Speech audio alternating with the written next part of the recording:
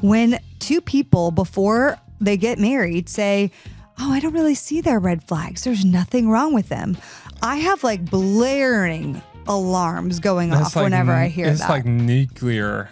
I'm like, this person is not perfect. So either you're in deep infatuation or you really don't know them.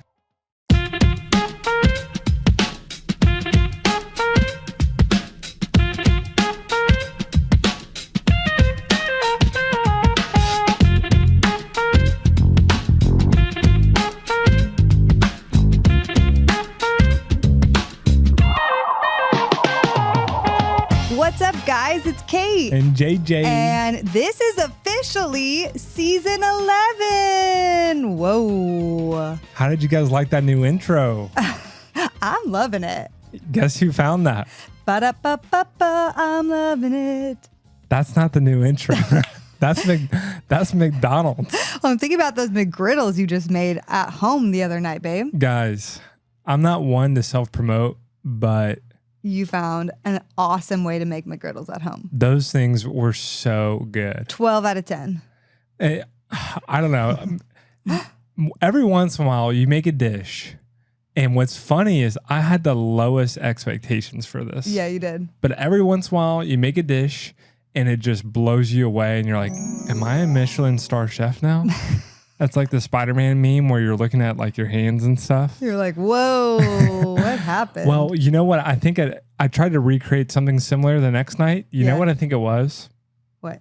Well, number one, a McGriddle, why it's so good is the pancake bun, the biscuit, has maple syrup baked into it.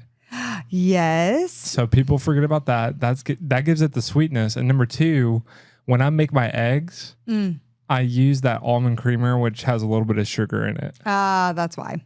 Okay, so that was a little intermission before the real season 11, a little precursor. So this is season 11, you guys. We're so stoked. We are actually doing a theme for this entire season. Last season, season 10, we talked about sex for singles. This season, we're taking a little bit of a turn, and we are talking about red flags. Dun, dun, dun.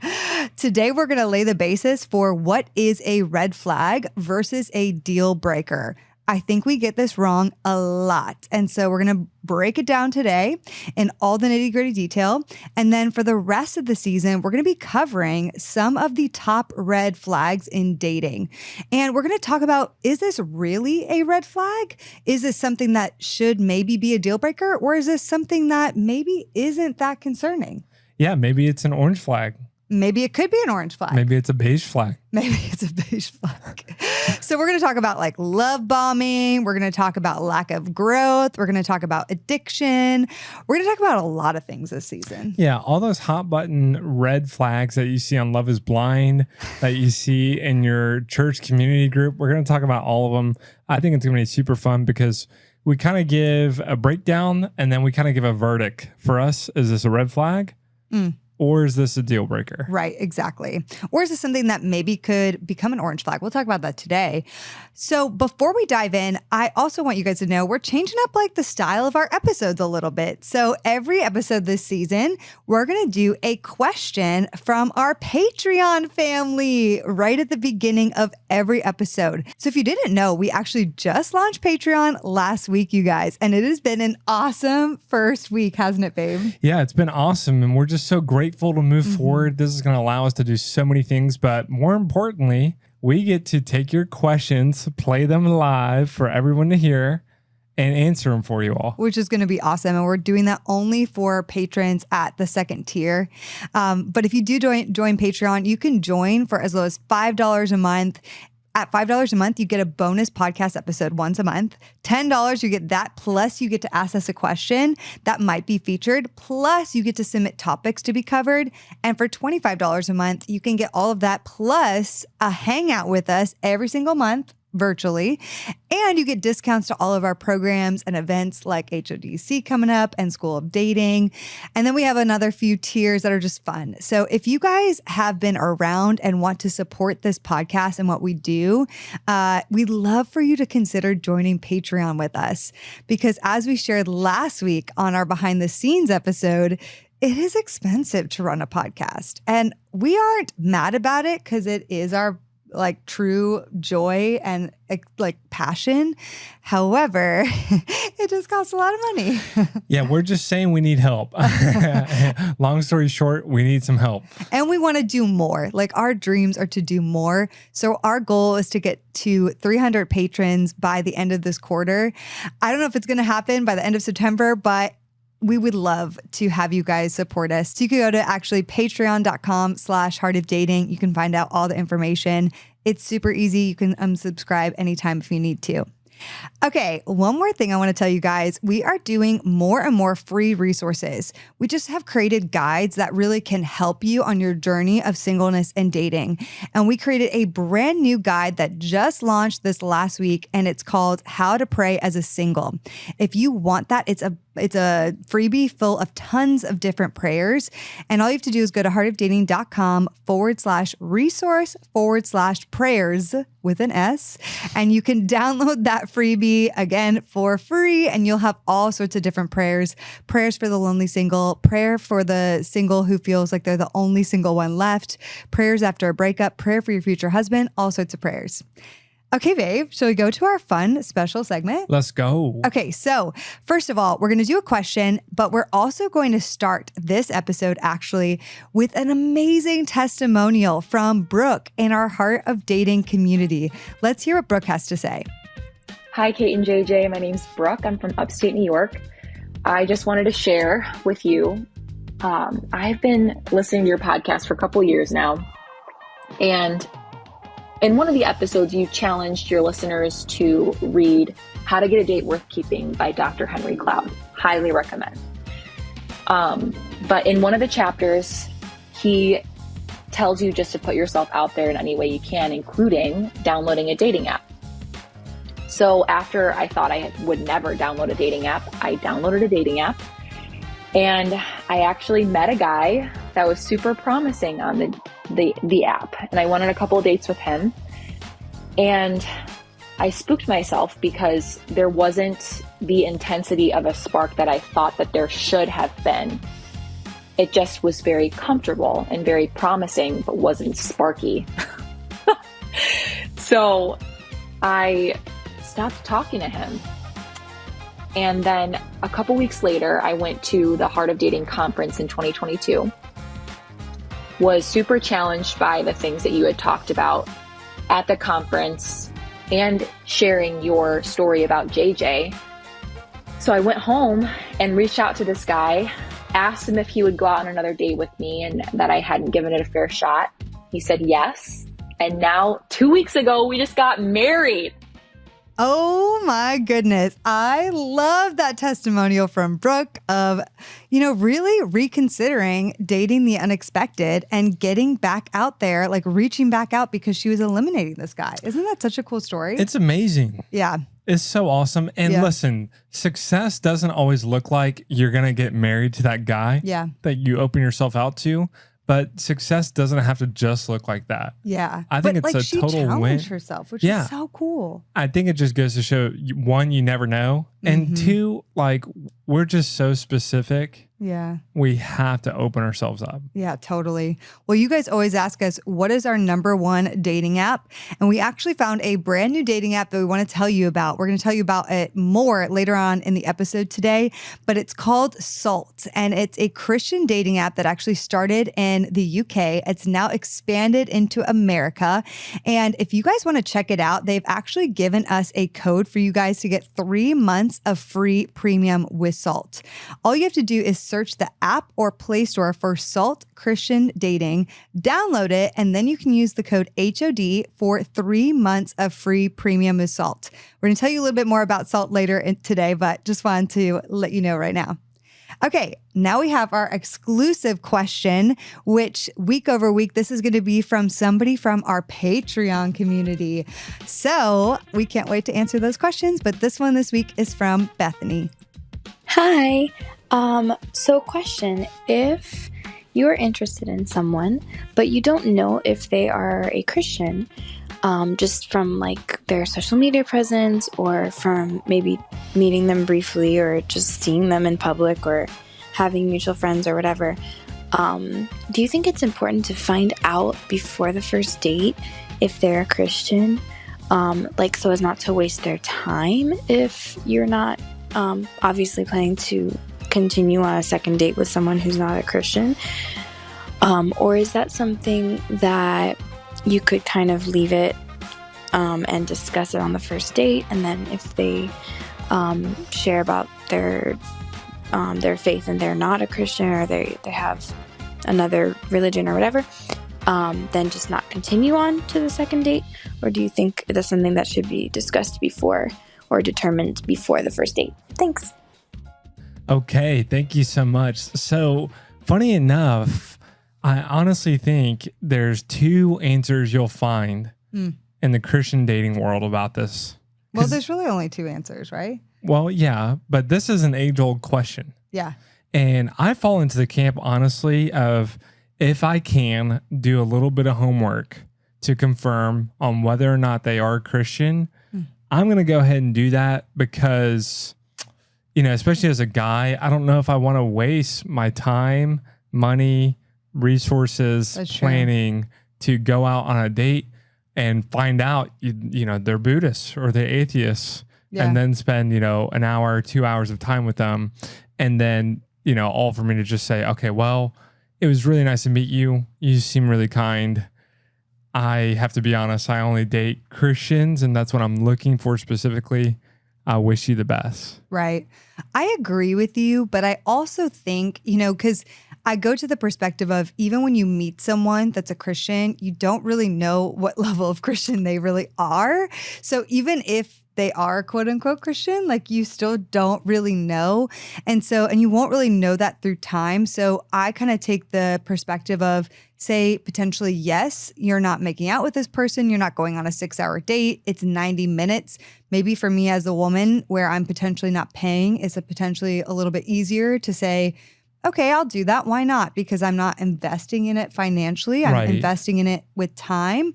However, I do also think, like, if you go on a date with somebody, they end up not being a Christian. I still think, like, this is a great opportunity, babe, like we talk about, to leave someone better than you found them and show them the love of Christ. Like, this is a way you make disciples of nations without, like, just sizing them up for marriage. Like, you can then just chop it off into your brain into, like, okay, this is just a friend interaction, but like they're clearly not a Christian. I'm not going to date them, but how can I show them the love of Jesus right now? Like, is there any ways that I can really be Jesus to them in this situation? Totally. And I think it is a little different based on gender and the amount of effort and pursuit and how it costs. But to your point, if you do find yourself on a date with a non-Christian, for us, someone who's not committed to growing, knowing, and submitted to Christ, like, that's a deal breaker on the front end. Right. We're going to talk about that today. Right. So speaking of deal breakers versus red flags, let's start by talking about what is a red flag, and then let's go into like examples, and then let's explain that versus a deal breaker, shall we? Yes, let's do it, because people use them interchangeably now. They totally do. Okay, so get out your notebooks if you are not driving right now, because I want you to write this down, because I really think it's important, you guys. Here is how we are different at Heart of Dating. Do you want to explain and start it off? Well, you know, I saw a very popular pastor, and on Instagram, he was just ripping out a couple reels, and he had a series on red flags in dating. Yeah. And I think what kind of caught me off guard was he basically gave out these very simple 1, 2, 3 red flags. And he's like, if you see this, run away. Or if she's acting crazy, run away. And I just thought it was kind of dismissive to a degree. Yeah. You know, if on the front end, like, you know, they are an atheist and they are really like not a Christian and what you're looking for, I don't even know if run away is the best term, but I would say, right, like, this is very clearly off the table. But that is a deal breaker. Right. Not a red flag. Exactly. So the whole point where I was kind of caught off guard was like, you're very much describing a deal breaker. A red flag, and at Heart of Dating, what we say is a red flag is a sign of caution right? It means you should pause to find out more information. Like take a stop, right? It's like red. So what do you do when you see a red flag? You stop. You say, okay. So you stop, you pause. And before you move forward with this person and you turn the light green, right. You want to find out more information about this red flag. There's a good example. It's a minefield, right? Mm-hmm. How would you describe that? Like if I was walking through a minefield with red flags or caution flags. You don't really know. Oh, like if I could see them? Yes. Oh, if I could see them, you would like avoid them at all cost. Yeah, it's like a stoplight, or it's like the whole point is you're planting a red flag saying this could be a potentially big issue. I need to investigate more. Yes. Right? Yes, definitely. Now, it is not necessarily a deal breaker. What it is a circumstance or a behavior that you don't really want in a long-term relationship. Now, I'm going to say something that might feel a little controversial, so just take a deep breath. But guess what? The reality is we all have red flags to some extent. Every person, me and JJ, every person listening to this.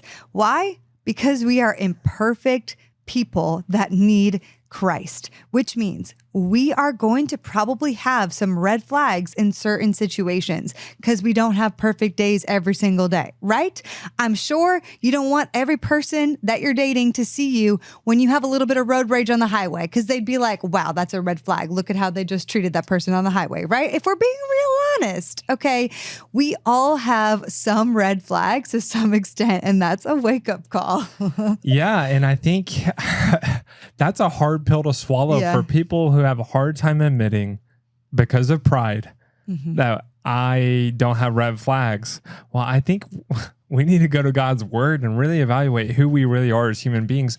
But more importantly, the reality is that when you marry someone and when we hear someone talk about the person they're going to marry and we say, do you see any potential issues, right? Are there any concerns? And they say, no, they're really awesome.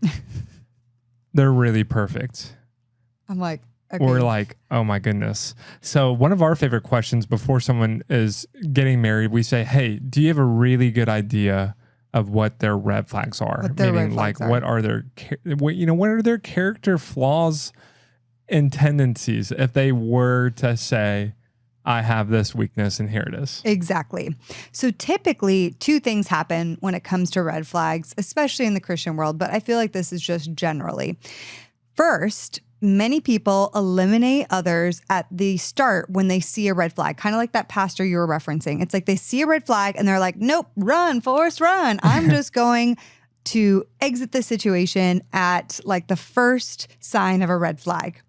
And then there's another kind of person. We're going to talk about both of these in a bit, but the other kind of person, which I fall into, I did in the past, was some people ignore red flags entirely. You guys have all seen the memes of like a field of red flags and they're like, I don't see anything here. And it's like, okay, they're all in front of you. How do you not see this?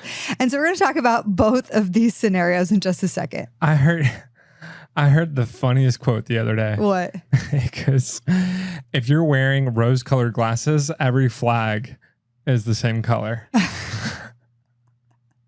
That's actually hilarious. Isn't that funny?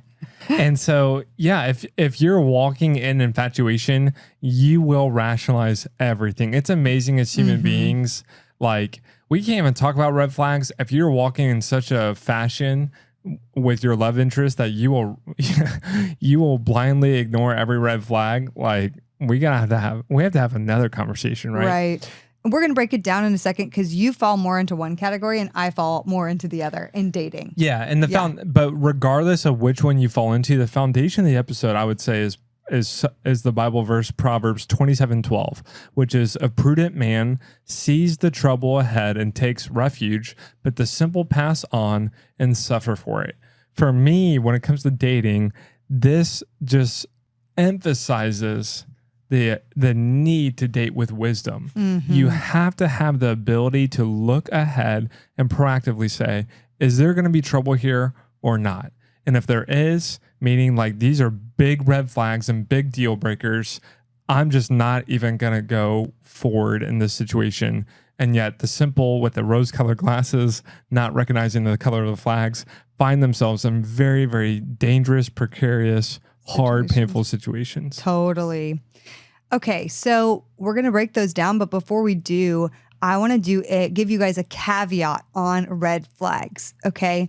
This is my favorite thing about red flags, which is different than deal breakers, okay? So a red flag can actually, if you find out more information, it can turn into an orange flag. And then it can potentially turn into a green flag if the person is willing to work on that thing.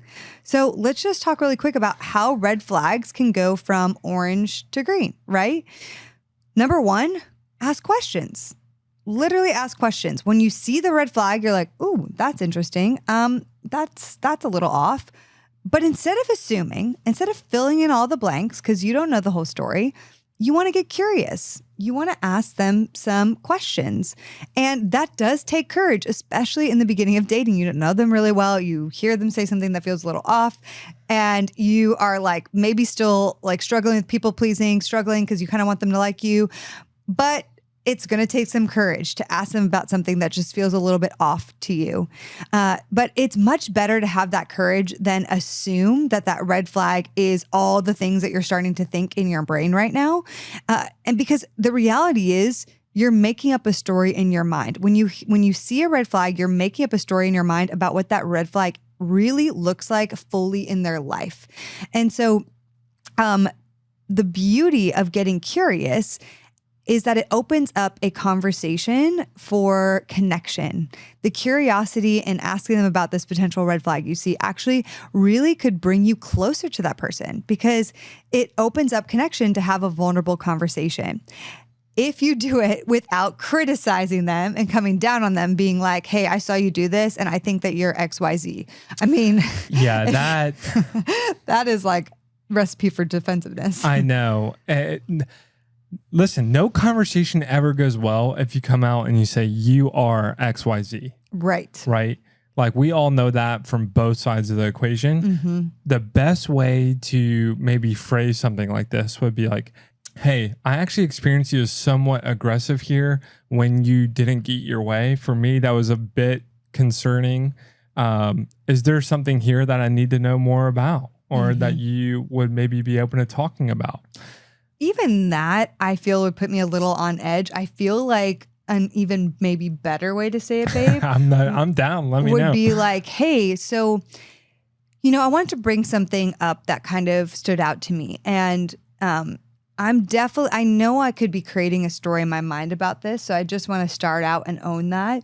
When you said this or when you did this, it kind of put me off. It made me feel like there was some aggression, not towards me, but maybe towards the server, whoever the situation. Right. And, I could totally be misreading this and maybe creating this story in my mind, but I did want to bring that up and just have an honest conversation about maybe what's really going on there. That is a better way. That's a better way. I think really framing it as a story you're creating in your mind is great if you're witnessing their behavior. Now, if they tell you, I smoke weed, and you are like, I don't really love that, then I have a story in my mind that you were smoking weed. Right. No, I'm literally lighting up and smoking. That's not a story. That's not a story. You just told me you smoke weed, right? So then you ask them, oh, okay, that's interesting. So is that something that like you do a lot, or like what's your take on smoking weed? Like, how did you get to the position where you thought that was maybe an okay thing? Right. And start asking curious questions without judgment, just to find out more, Yeah. Like it's just, that might not work for you if they smoke weed sometimes and they're Christian, because that's not super common from what I experience. However, hey, find out more information before saying nope. And, oh gosh, we're going to talk about this in another episode, so I can't go into it. But like drinking and things, like people are like, if someone orders a drink on the first date, they're like, I'm gone. You're gone. And I'm like, why don't you find out more information? My goodness gracious. Yeah. And I think, what I love about how you brought it up is it's an opportunity to talk about it. And the way that they respond tells a lot about them. Right. Right. Like whatever it is, aggression, a smoking issue, an obsession issue, an identity issue, the way they respond really does kind of reveal how much forethought have they put into this action or behavior. And more importantly, is this something that they're open to changing? Right. So that's like step 2 is pay attention to how they're responding to your questions. Because are they defensive? Do they not see whatever you're bringing up as a problem? Or do they already have awareness about that red flag you're bringing up? And are they potentially already working on that thing? Because there's a difference there. Or are they aware and just not wanting to work on it? Right, exactly. Which you won't know that through time. But sometimes people are like, hey, yeah, that is something. I'm glad you brought that up. Like, I'm not proud of that. I actually have been working on that. And see, whereas you could have just eliminated them from the red flag if you have that conversation and they say, hey, like, yes, that they humble themselves and they admit to it and they say, I am actually actively working on that. That could be maybe something you could work with. Yeah. But then you have to go to step 3, which is you need to watch through time if that thing actively changes, right? Like if they're saying, yeah, this is something I'm not really a big fan of, and I'm working on it, then step 3 is, okay, they're saying that they recognize that they're working on it.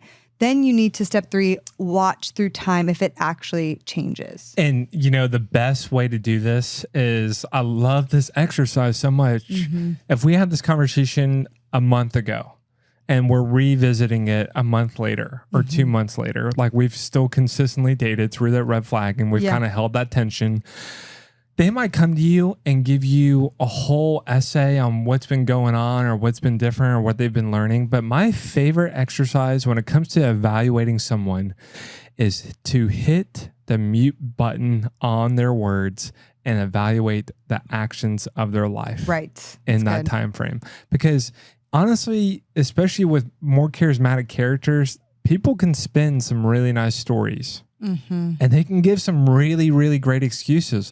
But your actions tell the real story. Yes. Your actions tell me where your priorities are. Your actions tell me where your heart is. Your actions tell me if this is actually important to change or not. Yeah. Your words, anyone can say words. Yeah. But so your true. actions tell me everything I need to know. So good, babe.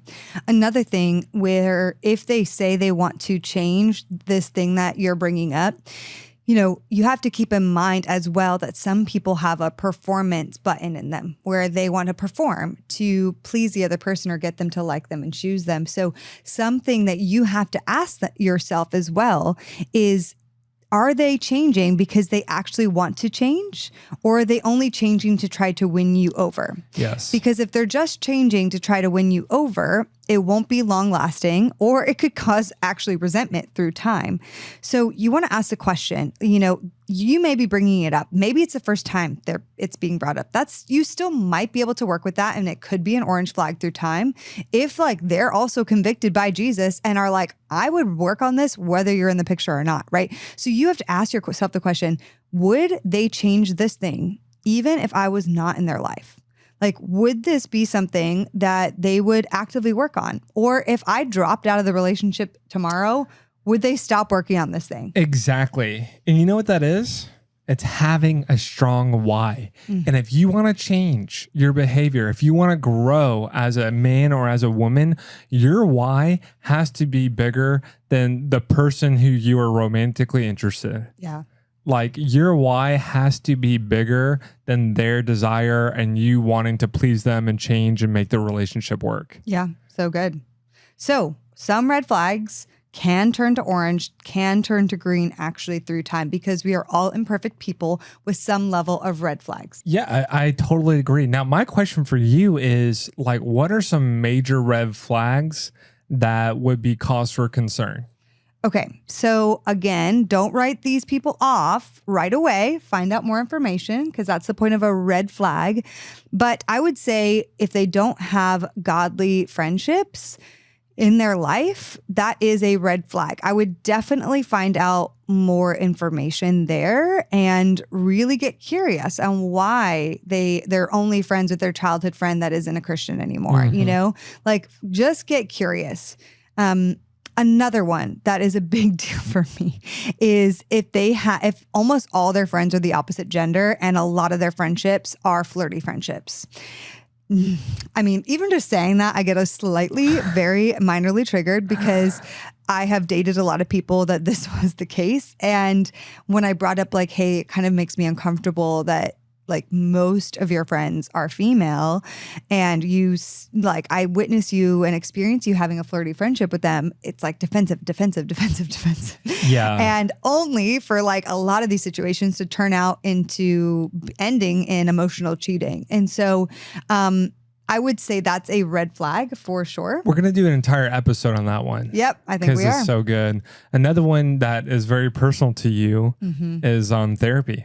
Yeah, if they judge people who go to therapy. Yeah. I'm like, okay, well, I would not be sitting here today in front of you. And that means you've not really done a lot of work. So that would concern me. Yeah. Hey, and I used to be one of those people who's like, all you need is Jesus. You don't need a shrink. Like you got Holy Spirit. He's the great counselor. Why do you need a human counselor? Yeah. And that opinion has really changed for me over time. Mm-hmm. Another one is they don't have boundaries, or more importantly, they don't respect boundaries. Right. Emotional, physical, spiritual boundaries. That is a big red flag that we'll talk about in this season. Mm-hmm. But I would say the smaller the boundary, the more important it actually is. Yep. Also, if they're aggressive or easily angered, that is definitely a red flag, and I would find out more information there. Could be a lot under the surface. And proceed with caution. Proceed with caution. Anger is a very challenging one that we'll talk about. So, babe, shall we talk about the two different kinds of people with red flags? Yeah, and fun fact. Yes. We have both of them here today. Yes, we sure do. So I was the person that often ignored red flags, okay? And I ignored them because I wanted to see the best in them. Mm-hmm. And sometimes I almost had too much compassion for them, too much compassion for what they've been through. I have a whole story about a friend that I can't even get into on this episode, that there was loads of red flags, but the story of her life was so absolutely crazy that I just had so much compassion for kind of the crazy life and lifestyle she lived, only to have that friendship be like the most traumatizing thing that's probably ever happened in my life. It was crazy. That's another story. So, for me, seeing the best in people also sometimes came from my own wounding and my own anxious attachment leaning, because I so badly wanted someone to like me and choose me. And in that, I didn't have my worth really grounded. And because of that, I would look over red flags because why? I felt value from them choosing me. I wanted them to like me. So even if there were some red flags, if they were showing me a lot of attention and really pursuing me, I was like, it's okay. I feel so good around them and they really like me. And so I was valuing the way a man made me feel over seeing the red flag. So I had the rose-colored glasses, 100%. And if this is you, or if this has been you in the past, because I feel like there's always jokes on the internet I see about people ignoring red flags, I really would encourage you to dive into why you're overlooking red flags, because while it is beautiful to see the best in a person, and I do think as Christians we should lead with that, it is not wise to see the best in them without also being realistic about maybe where they are right now. Like, it is not wise to just be like, oh, but they're so wonderful and God has got them. And, they've been through so much and man, God's grace is so good for their life. Like, that sounds sweet and all, but if they're an addict, it's not going to be fun if you end up marrying them because, but they've just been through so much, right? And so you want to dive into this. You need to have wisdom, especially in the choice of marriage. And when two people before they get married say, oh, I don't really see their red flags, there's nothing wrong with them, I have like blaring alarms going off whenever I hear that. It's like nuclear. I'm like, this person is not perfect. So either you're in deep infatuation or you really don't know them. Yeah. I have a question for you. Yeah. Because that allure of the validation was so strong, that desire for it, that need for it was so strong, did you knowingly go into situations where you knew it was not going to be okay or maybe dangerous or painful, but you just went anyway? I didn't really go into situations not very often, though I do think, as you're saying that, a few years ago, I dated someone where I actually journaled, could I date this person? And I remember journaling, no, I could not, because they have flirty friendships and because of this, that, and the other. And they started liking me, and I thought they were the bee's knees in some way. And because they were showing me that attention, I ended up dating them, even though I knew, and I had written down in my notebook, this is probably not going to be good for you. You know what it reminds me of? It almost reminds me of the phenomenon of smoking. You know, we were just in Europe where it's like you walk around and you're like, you guys know this is bad for you, right? But the buzz and the calming feeling and whatever that, you know, it provides for you, you're basically saying, I know this could be bad or painful, right? But yet it's still like I'm still more drawn to the feeling or the buzz or the validation that I am about this risk.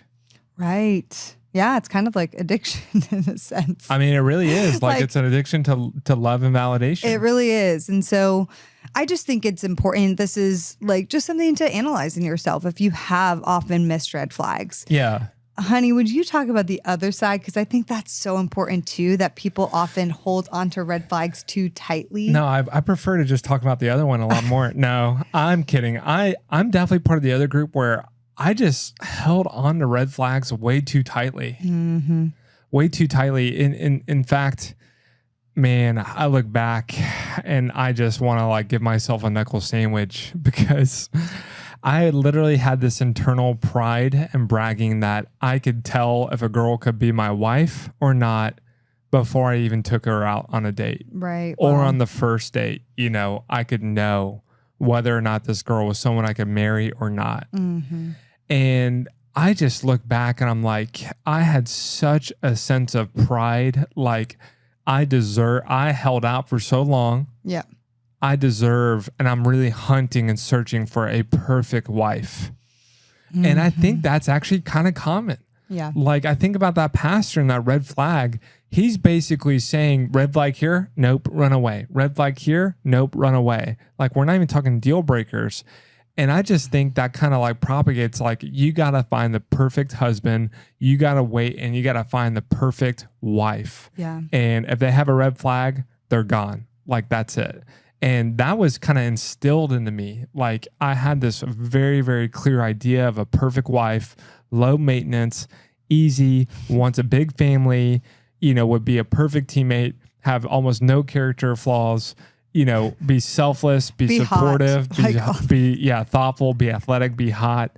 And I didn't talk about that out loud, but it was internally my whole entire narrative. Yeah. And so that basically created this perfect standard gold bar wife that, you know, only really exists in movies.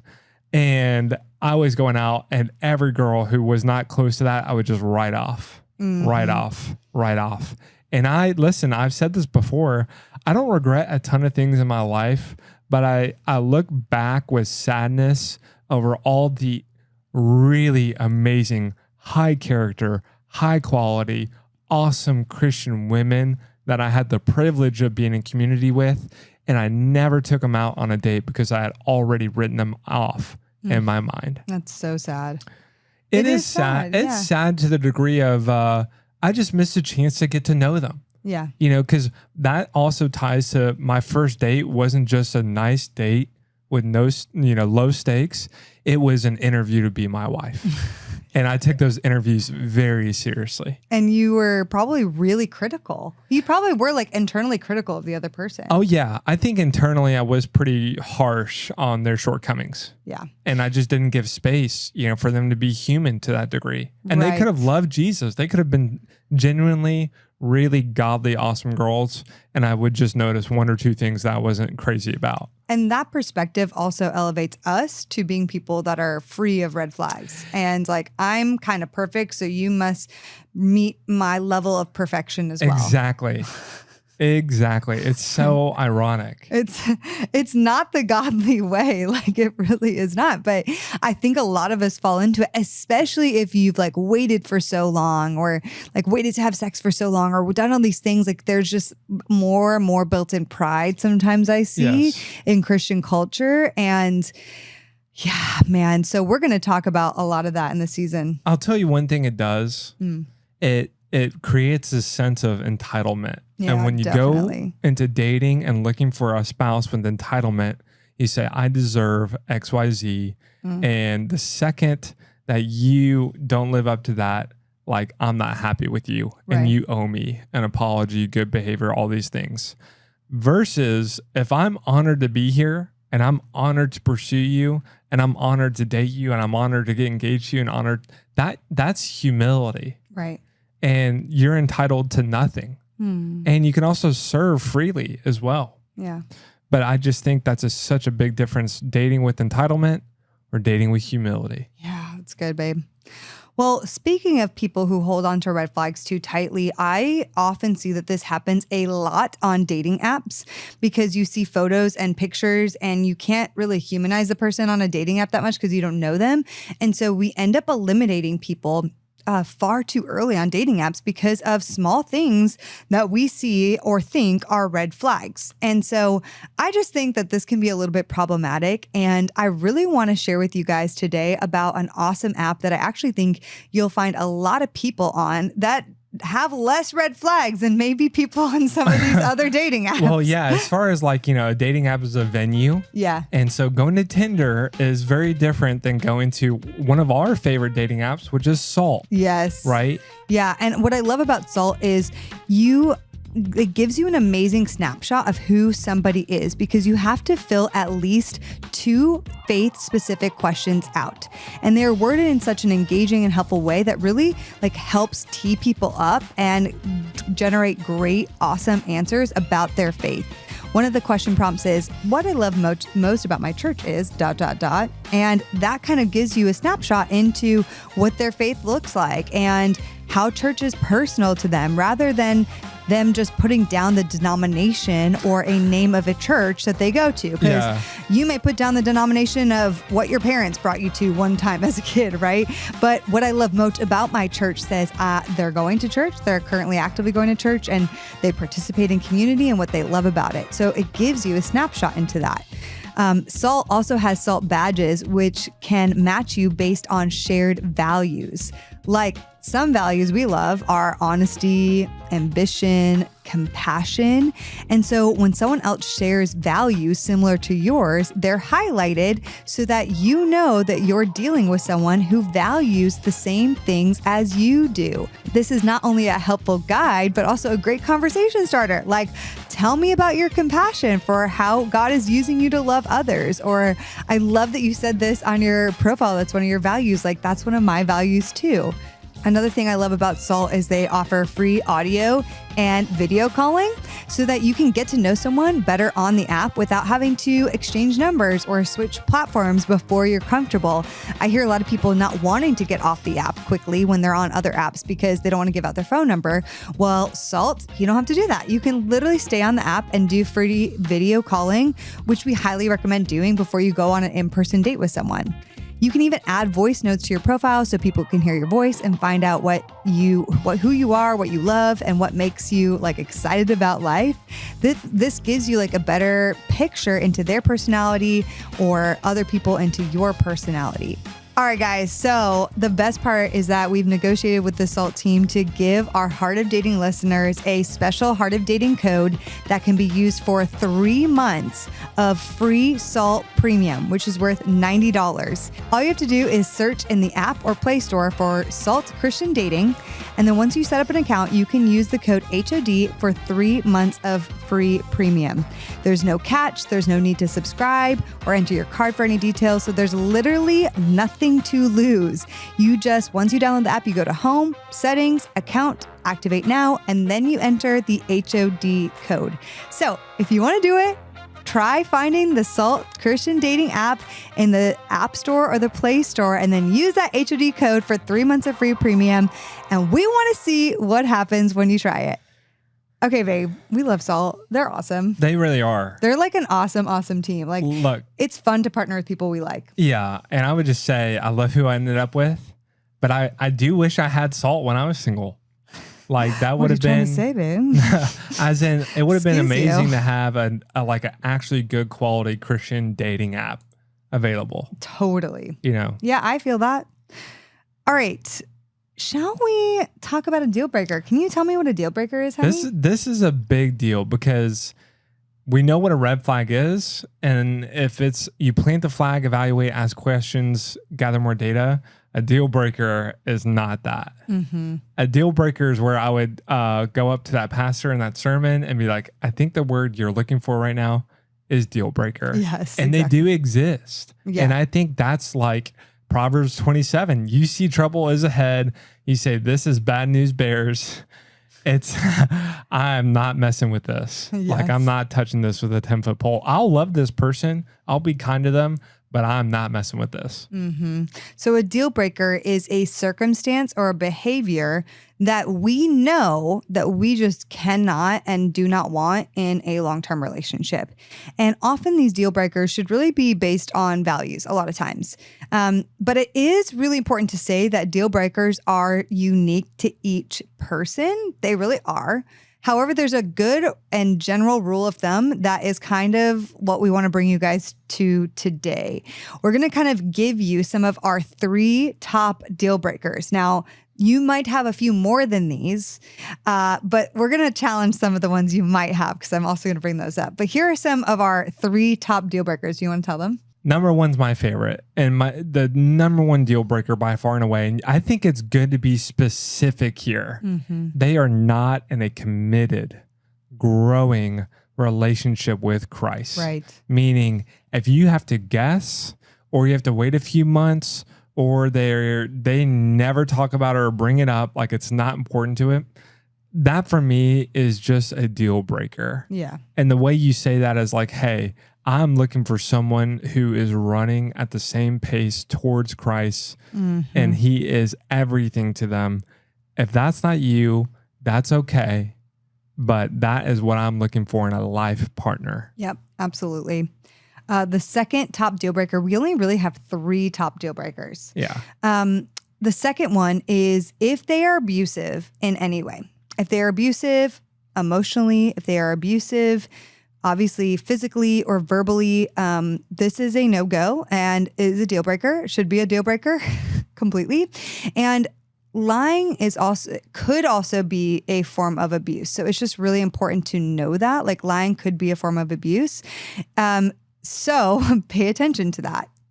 The last deal breaker is that we would say is definitely a deal breaker is if the person has any sort of active drug or active alcohol addiction, or you added like major habitual sin. Yeah. And by habitual sin, we mean like premeditated sin. Mm-hmm. And premeditated is a pretty interesting word, but you think about like premeditated murder, like this was thought of, it was planned, it was executed. I think we all have like reactional sin in our life as human beings. That's just part of being human and having reactions and their spur of moment decisions. I look back and I'm like, I know that was wrong. I know that did not honor God or bring me closer to him. And, you know, I definitely regret that. Premeditated sin is I woke up this morning thinking about this, knowing I was going to do it, planned it, and executed it. Yeah.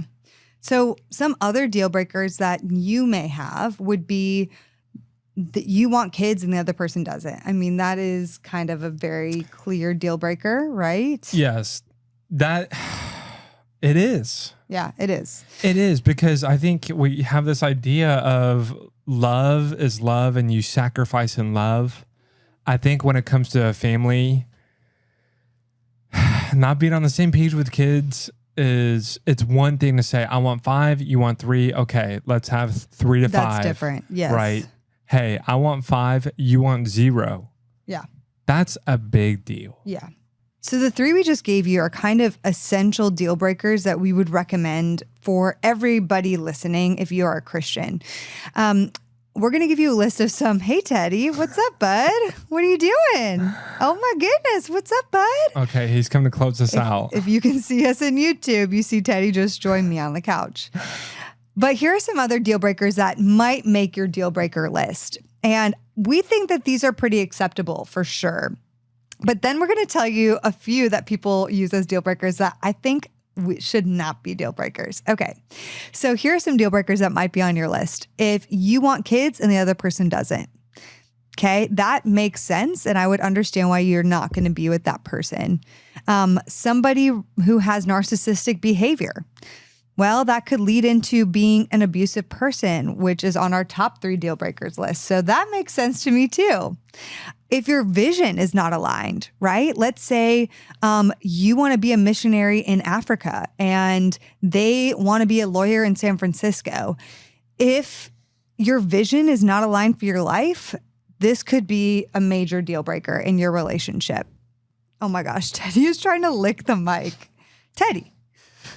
Calm down, my buddy. Maybe laziness, babe. Didn't we hear about laziness? That's a pretty big one that people have on their list. Why'd you look at me? Well, because I find that women actually put this on their deal breaker way more than men put it on their deal breaker list. Statistically, that's true. But you also kind of looked at me. Well, because you're a guy. You're a guy. Oh, what? Are you trying to say something? No. Okay. Sometimes no. That's definitely a common one. I think it could go both ways, but we do see women more often listing that, and with good reason, honestly. Smoker is a common one. Yeah, if they smoke, and you just hate the smell of cigarette. I mean, that would be on my deal breaker list. I could never be with a smoker. Ugh. Yeah, that'd be difficult. And then there's some more fun, controversial ones that you don't agree with. Right. Politics. Yeah, that's a great one. That one has become an ultimate deal breaker for people. And I think the only reason this should really be a deal breaker is if you work in politics and you are running for office. Okay. That is it. 0.01% of the population. Yeah, literally. That ties in this whole thing of Christian nationalism and blah, blah, blah.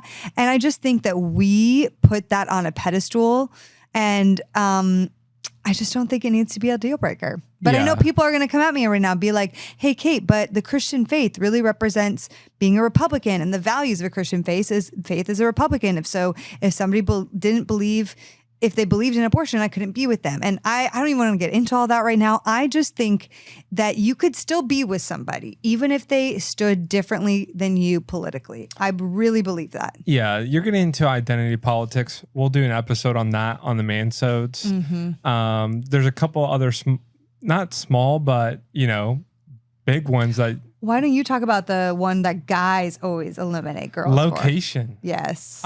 We see this one as a huge one. Deal breaker location on the front end. Now, I totally understand if it's been 3 months, 6 months, and neither of you are willing to make it work. But on the front end, I just think that, listen, when it comes to finding a spouse of a lifetime, writing someone off because of their location on the front end, I just don't agree. I mean, we would not, and our story is not for everyone. I totally understand. But listen, for me, career, staying at this office or this place, if it's ever possible, finding a life partner was more important than my career. Right. And where I was. Yeah. And my career was flexible enough to be, moving. I just think people, even if you find someone perfectly in your location or convenient to your location, you don't know what God's plans are for you guys in the rest of your life. So, for example, you may marry that person and you may have met them in your town or city. Awesome. What if God calls your partner one day to move across the country for a job? Well, then that whole thing didn't even matter to begin with. You have no guarantee that for the rest of your life, you are going to stay in that location forever. Yeah. And some people are very particular about where they live, staying in their hometown. I don't know. I'm very pro move. I'm very pro, get yourself in a new city, build friendships around the country, take advantage of the U.S. and the amazing opportunity that you have. Yeah. Experience a different culture, experience a different region. But not everybody's like that. Mm-hmm. That's okay. Another deal breaker, we covered a lot of these in our compatibility series 2 years ago, but a lot of people use height as a deal breaker. Yeah. Oof, especially on dating apps. I hate that one. I know. I can go off in a whole spiel. But on that. hey, again, I'm not a girl and I'm not 5'7". Like, Yes. I don't believe in that one. So you guys, red flags versus deal breakers, there is a massive difference between them. And a red flag might become a deal breaker, but it is not a deal breaker. And actually, with curiosity, it could turn into an orange flag, could turn into a green flag. It could go either way. Yeah, it could go either way. Yeah. So if you guys want more information on this, we actually created a free guide for you on red flags. And we have some exercises for you guys to figure out what your deal breakers are versus what are some red flags that you might want to keep a lookout for. So if you want that free resource, you can go to heartofdating.com/resource/red flags. That is a free download on how to figure out your red flags versus your deal breakers. And I think it's going to be really helpful for you throughout this entire season. Okay, babe, the last part of this episode, we're doing this new. This is fun. We're just doing fun segments, you guys, at the end of every episode. So shall we do our little fun segment? Yeah. So I have a question for you. What? And it goes to deal breaker, red flag. I'm very curious. Uh-huh. So, and this is statistically correct. Mm-hmm. It is very common and likely that a man that you're dating and you're interested in reuses their underwear. Why? We'll talk about why. I mean, I know that you do this. I just discovered it. And I just do not know why this is a thing. Well, we can talk about why. That's important. Because if I knew this in advance, babe, I don't know. Well, okay, so that's, is it a deal breaker or is it a red flag that a guy reuses underwear? I think it's a red flag for sure based on hygiene. So at what point does it become a deal breaker? I mean, if you smelled so bad that I physically could not be around you, that would be a deal breaker for me. I mean, I'm very sensitive to smell. That's understood. Like if I was dating a girl and she reused her underwear and it was a musk or a stench. I can't believe you're saying that right now. Okay. Like, look, no, this is in your defense. That would, and I have a very normal guy standard of hygiene. Like that would probably concern me. You actually can't smell that well. So for you. Right, exactly. That would be a big deal. If he ever tells me I smell bad, I'm like, I really smell bad. Yeah, you must smell like a garbage can. Yeah. Because he smells me. But okay, so, because I'll tell you. That is so disgusting. In Europe, babe, I saw you reusing underwear more than once. This is the first time in our relationship. And I was like, what are you doing? Okay, well, first of all, I'm on the road, okay? But you had clean underwear. No, I didn't. I was washing your underwear. I don't think I did. And more importantly, listen, if it doesn't, what's the problem? If it doesn't smell, there's not that musk. I don't see the issue with it, especially if it's only 2 or 3 days. I'm sorry, but it gets sweaty. And everybody throughout the day gets sweaty to some degree. I'm not going to go into graphics here, but there's definitely sweat. And every time you go to the bathroom and then put your underwear back on, there's a little pee that gets on there. 100%. Not always. Not always. Okay. I sometimes completely disagree. But sometimes not. And I just listen, it's not, especially if you're dating, it's not like you're messing around with underwear anyway. Right. This is why I did not know this information. But more importantly, I think, listen, guys, there's a 2 or 3 day grace rule. If they're really not that dirty or if they don't smell, then it's not a big deal. I do the same thing with my t-shirts or shorts. You also do it with socks. Yeah, I definitely do with socks. That's so gross. No one's smelling my socks. And if they're not sweaty and gross, I can definitely get another day or two out of them. And that one makes a ton of sense because doing laundry with socks, there's like a 30% chance I might lose that sock. And so the more, the more I can avoid doing laundry with socks. Yeah, I'm going to take that every day. I'm actually kind of gagging. Like there's a gag at the back of my throat. Listen, for me, reusing clothes, I think it's efficient. It's good for the environment. And I think it's a great thing just to buy a degree. More underwear. But here's the thing. I will say there is a wall. Okay. There's a very, very clear line where if that guy goes over the two, and this is not a guy thing, there's girls who do this too. Okay. But if a guy goes over that, I want to say 3-day mark, I think there's a 3-day and nothing happens. Now, 3 days is a lot. You're a soldier if you're doing that. Like my hat's off to you, bro. 2 days, totally understand. I think you're in the green zone. 3 days, I wouldn't like proceed with caution, but you got this. I trust you. And I'd say 4 days. Listen, in college, I knew guys. I knew guys who would go like 10 days with one pair. You know what? Do you know what they did? You know what they did at the 5-day mark? No. They turned them inside out. No. Why? Why, God? Why? No. This is so bad. I could not marry that person. Well, I mean, listen, they're in college, okay? But I know. And I know it's not. Some habits die hard. I'm not defending them, but that was peak college lazy kid behavior. Like you did your sheets once a semester. I am gagging. We got to do all of our laundry tonight, okay? I know. We love you guys. I would love to know at what point is this a deal breaker or red flag? And if it's a red flag, is there a day mark? Yeah. For me, it's 3 days. That's a deal breaker. For me, it's you change it every single day. Thank you. Fresh undies every day. Hey, period, dot, end of all I'm sentence. saying is Christ wore him for 3 days. He was fine. He modeled out.